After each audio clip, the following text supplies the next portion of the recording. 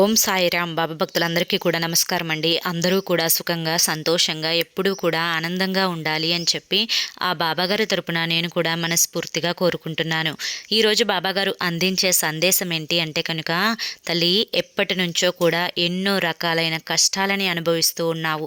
ఒక్క కోరిక కూడా నెరవేరక బాధలు పడుతూ ఉన్నావు.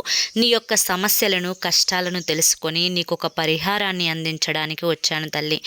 నువ్వు తమలపాకు తీసుకొని 3 సార్లు ఇలా చేస్తే చాలమ్మా, నీ కష్టాలు పోయి నీ కోరికలు తీరతాయి అని చెప్పి ఏదో తెలియని సందేశాన్ని ఈరోజు బాబాగారు మనకు అందించడానికి మన ముందుకు వచ్చారండి.